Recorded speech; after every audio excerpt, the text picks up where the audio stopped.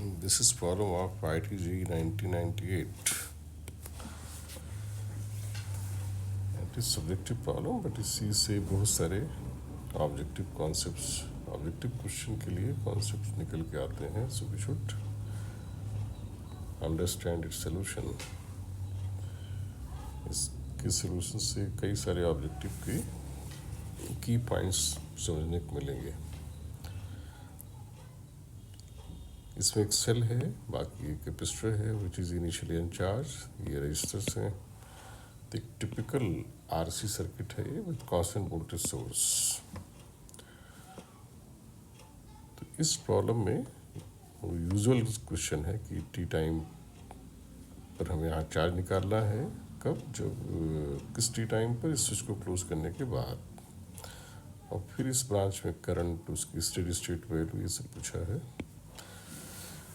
इसमें सबसे जो की पॉइंट है कि यहाँ भी हमें स्विच अगर क्लोज हो गई तो दो लूप बन जाएंगे यहाँ, और दोनों लूपों में किरचॉफ्स वोल्टेज लॉ लगाना होगा, और कहीं पर हमें जंक्शन लॉ लगाना होगा. At any point in junction Kirchhoff junction law and Kirchhoff voltage law.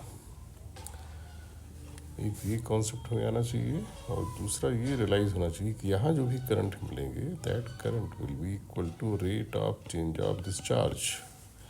इसके ऊपर जो चार्ज मानेंगे उसका जो rate of change with time, अगर चार्ज यहाँ क्यू कहा जाए तो D Q by D T इस ब्रांच में ऐसे आने वाली करंट होगी. अगर हमने क्यू यहाँ ऊपर वाली प्लेट पर प्लस लिया है तो किसी इंस्टेंट पर ये मान लिया जाए कि यहाँ चार्ज क्यू है. ये इसका सोल्यूशन मैं इस तरह डिस्कस करता हूँ. यहाँ इस प्लेट पर चार्ज मान लिया गया क्यू है, लोअर प्लेट माइनस की. दैट मीन्स कहा यह जाएगा कैपेसिटर पे टी टाइम पर चार्ज क्यू है. उसी इंस्टेंट पर टी टाइम पर यहाँ से करंट ऐसे आई जा रही है, राइट. और यहाँ से आई वन वापस आ रही है. तो जंक्शन लॉ डायरेक्टली ही लगा सकते हैं. इधर जाएगी आई माइनस आई वन, और आगे जहाँ भी जरूरत पड़ेगी आई माइनस आई वन को हम लोग लिख देंगे D Q by D T. हमारा पर्पस क्या है कि हम क्यू में एक डिफरेंशियल इक्वेशन बनाएं. क्यू में डिफरेंशियल इक्वेशन बनाएं with respect to time T. उसके सोल्यूशन से ही Q as a function of time आएगा. बट इस क्वेश्चन को सॉल्व करने का ये एक स्लाइटली लेंदी तरीका है. इसमें दो शॉर्टकट भी हैं, दो शॉर्टकट मेथड्स भी हैं, बट उनसे करने के लिए we should have more control on this topic. उनमें से एक मैं डिस्कस करूँगा इस डिटेल सोल्यूशन के बाद. तो पहले इसको देखते हैं. तो हमारे पास यहाँ वेरिएबल्स क्या क्या आ गए, I one and Q. But जो क्यू है, इस क्यू डायरेक्टली तो नहीं, लेकिन क्यू का जो डेरिवेटिव है और आई वन से रिलेटेड है. दैट मीन्स इफेक्टिवली हमारे पास दो ही वेरिएबल है. उसे हम आई और आई वन कहें, आई वन एंड क्यू कहें. Let us apply KVL. दो लूप में जितने लूप हो उतने केवीएल हमें लगाने पड़ते हैं यूजुअली. तो लूप ये ले सकते हैं ये दोनों, या एक ये ले लिया एक बार ले लिया, या एक ये ले लिया एक बार ऐसे ले लिया. तो suppose I select this loop. एक मैं ये सेलेक्ट करता हूँ, एक ये सेलेक्ट करता हूँ. कि केवीएल लगाने के लिए जो की कॉन्सेप्ट है उसमें I will assume A convention कि करंट के लॉन्ग, हमें पता है करंट के लॉन्ग जो आई आर होता है, आई आर टर्म की इक्विवेलेंट पोटेंशियल घटता है. तो आई विल से कि करंट के लॉन्ग आई आर अमाउंट से पोटेंशियल ड्रॉप हो रहा है, राइट. और जब भी हम सेल को क्रॉस करें, नेगेटिव से पॉजिटिव टर्मिनल की तरफ चलें, तो वी विल से ईएमएफ के बराबर पोटेंशियल गेन हो रहा है, या वाइस वर्सा. नीचे आए तो कहेंगे बी के अमाउंट से पोटेंशियल ड्रॉप हो रहा है. और कैपेसिटर की जो प्लेट होती है उसके पॉजिटिव से नेगेटिव प्लेट की तरफ चले वी विल से कि क्यू बाई सी अमाउंट से पोटेंशियल यहाँ ड्रॉप हो रहा है। वाइस अगर ऐसे चले वी विल से कि क्यू बाई सी अमाउंट से पोटेंशियल गेन हो रहा है, और ड्रॉप के आगे हम माइनस लगा देंगे, गेन के आगे प्लस, और पूरे लूप में इस तरह से करते हुए algebraic sum of potential zero. This is simplest method. इसमें और भी ट्रिक्स होती हैं, but this is very common approach. उसी से करते हैं। पहले ये लूप लिया तो इसमें हम कहीं से स्टार्ट करें, मतलब suppose I start from here, तो वी अमाउंट से पोटेंशियल गेन है, तो आई विल से जब मैंने ओके यूजुअली आई फील कि ड्रॉप्स ज़्यादा होते हैं, तो मेरी हैबिट है मैं ड्रॉप को प्लस ले लेता हूँ, उससे कोई फर्क नहीं पड़ता। गेन को माइनस, लूप जैसे x minus Y equal to zero लिखा है, तो इसको लिखा जा सकता है माइनस प्लस वाई ज़ीरो, दोनों से मीनिंग एक ही आती है। तो usually I take gain as negative and drop as positive. चलिए इस मेथड से करते हैं। तो यहाँ से यहाँ चलेंगे तो हमें गेन होगा, तो गेन v का हुआ तो उसके आगे माइनस लगा दिया। फिर आगे करंट के लॉन्ग चल रहे हैं, तो इसमें हमें I1R के अमाउंट का ड्रॉप हुआ। करंट के लॉन्ग में सब पोटेंशियल घटता है, ड्रॉप को हमने प्लस ले लिया। और फिर आगे ऐसे आए, फिर यही आई जो यहाँ वही यहाँ होगी, तो IR का फिर ड्रॉप हुआ, आगे प्लस लेके ज़ीरो हो गया। अब मैं ये वाली लूप लेता हूँ। इसमें मैं ऐसे चल रहा था, तो यहाँ फिर मैंने कन्वेंशन बदल दिया। मैंने जानबूझ के ऐसा किया जिससे कि दोनों की प्रैक्टिस हो। इसमें मैंने ड्रॉप को माइनस ले लिया है, करंट के लॉन्ग IR अमाउंट से पोटेंशियल ड्रॉप हुआ, तो पहले की तरह यहाँ मैं प्लस लिख सकता था, लेकिन मैंने यहाँ माइनस लिख दिया है, राइट। तो लेकिन जहाँ भी गेन होगा उसके आगे फिर मैं प्लस लिख दूँगा। तो ऐसे I minus I1 into R drop, तो उसके आगे माइनस, फिर पॉजिटिव प्लेट से नेगेटिव प्लेट तक फिर ड्रॉप होता है, तो फिर माइनस लगा दिया कि भाई सी आगे से आ रहे हैं, फिर लूप हमें क्लोज करना, यहीं पहुंचना है। अब मैं यहाँ करंट के अपोजिट चल रहा हूँ, तो करंट के अपोजिट जब चलेंगे तो पोटेंशियल का गेन होगा, कितना IR, और गेन को इस इक्वेशन के समय मैंने प्लस कहा है, तो I have taken positive sign equal to zero. Loop पूरा हो गया हमारा। अब यहाँ से I1 और I में I1 और I में दो लीनियर इक्वेशन आ गई, राइट। तो what we can do, I1 और I को हम जैसे x और y में दो इक्वेशन आ जाए उनको हम सॉल्व कर सकते हैं बाकी वेरिएबल्स, बाकी नोन क्वांटिटीज़ के टर्म्स में। तो इसमें हम लोग ये कर सकते हैं कि जब रीअरेंज कर लें, I1 और I के टर्म याद करिए कि एक है, यहाँ पे I1 के दो टर्म हैं, y का एक, जैसे रीअरेंज करके I1 I को बाकी के टर्म्स में सॉल्व करेंगे तो I1 की एक क्वेश्चन आएगी, I की एक क्वेश्चन आ जाएगी।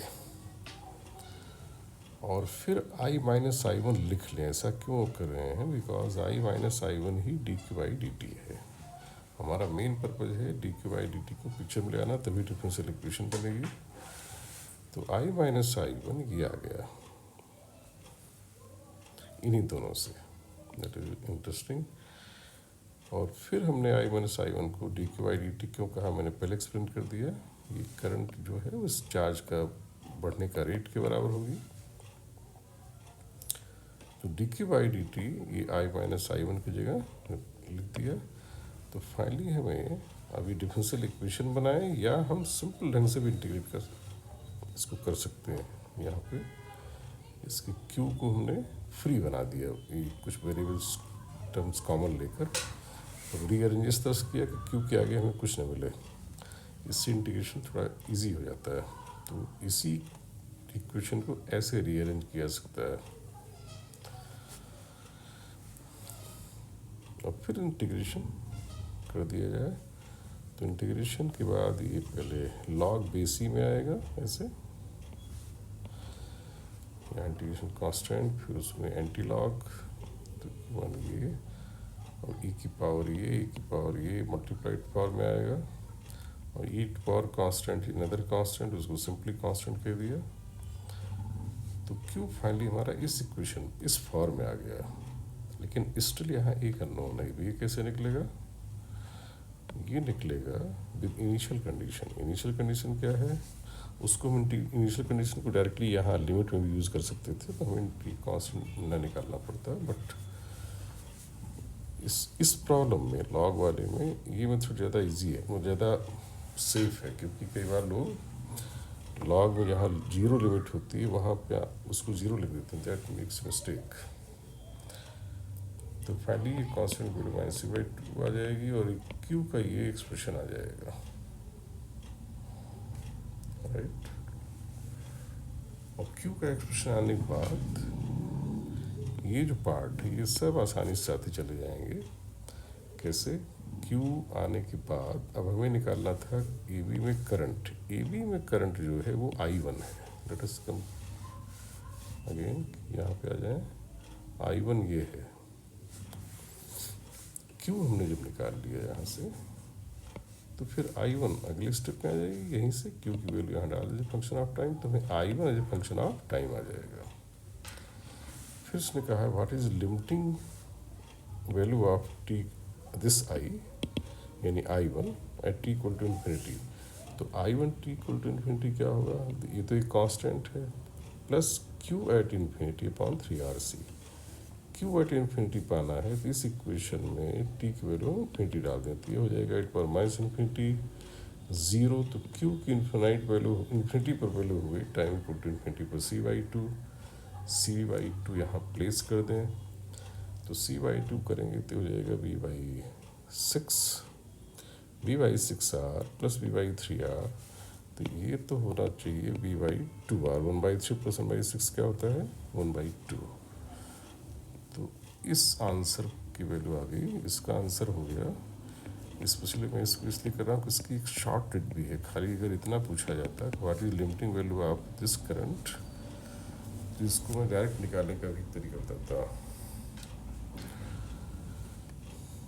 This is the basic approach. इसमें दो शॉर्ट ट्रिक्स भी हैं। उन शॉर्ट ट्रिक्स में एक का यूज़ करके मैं पहले ये पार्ट बताने जा रहा हूँ।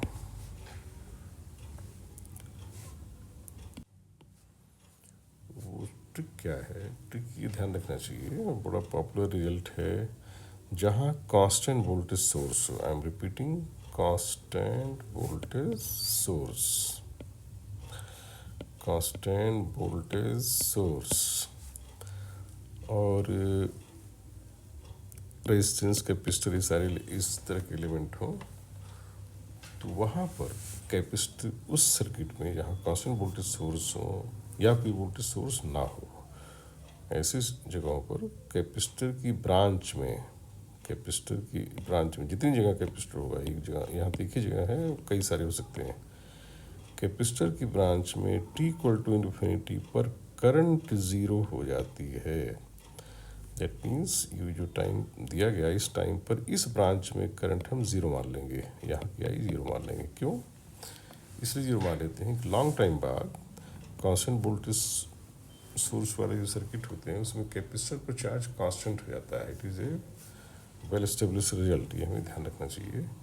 चार्ज अगर कांस्टेंट हो जाता है तो उसी को हम लोग स्टेडी स्टेट चार्ज कहते हैं। और चार्ज कांस्टेंट होने के मतलब यहाँ पे आने वाली करंट ज़ीरो है। करंट तो होती है तब कहीं जब चार्ज टाइम चेंज हो।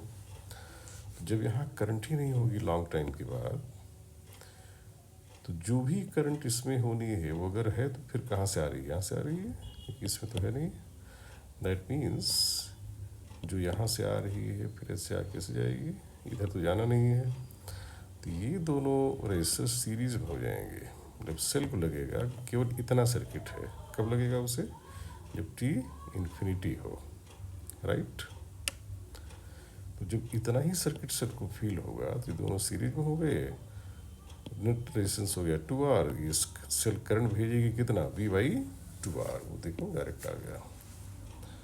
तो इसमें और भी इसी प्रॉब्लम को, इसकी ये पार्ट भी और ये पार्ट करने की और एक शॉर्टकट एग्जिस्ट है। मतलब शॉर्टकट से हम ये एक्सप्रेशन भी निकाल सकते हैं जल्दी। फ़िलहाल उसको मैं बाद में डिस्कस करूँगा। अभी ये मेथड ही समझना चाहिए कि कैसे इसको हम पाएंगे, how to get this result. जो ऑब्जेक्टिव प्रॉब्लम है उसमें नॉर्मली ऐसी डेरिवेशन एक्सपेक्ट नहीं किए जाएंगे, इतनी लंबी प्रॉब्लम दी नहीं जाएगी। ये पूछा जा सकता है ऑब्जेक्टिव में, या ये पूछा जा सकता है आज के पैटर्न में। वो क्या करेगा कि चार्ज को ऐसे दे देगा इस फॉर्म में क्वेश्चन में कि क्यू हमारा Q not into 1 - e⁻⁻ certain constant into time है, राइट। तो वी इस क्यू नॉट की वैल्यू और के की वैल्यू पूछी जा सकती, बल्कि वैरायटी में पूछा भी गया है। क्वेश्चन में डिटेल थोड़े अलग थे, बट कॉन्सेप्ट वही है जो यहाँ इस प्रॉब्लम में लगेगा। तो ये पूरा डेरिवेशन न करा के अगर इस फॉर्म में दे दिया चार्ज का वेरिएशन है एज फंक्शन ऑफ टाइम में, पूछ लिया क्यू नॉट क्या है, के क्या है, तो इसको निकालने की ट्रिक है जो हार्डली 2 मिनट के अंदर हम ये दोनों निकाल लेंगे बिना किसी बड़ी इक्वेशन को बनाए। तो ऐसी प्रॉब्लम एकदम मैं नेक्स्ट उसमें डिस्कस करूँगा। फिलहाल अभी इसको यहीं वाइंड अप करते हैं।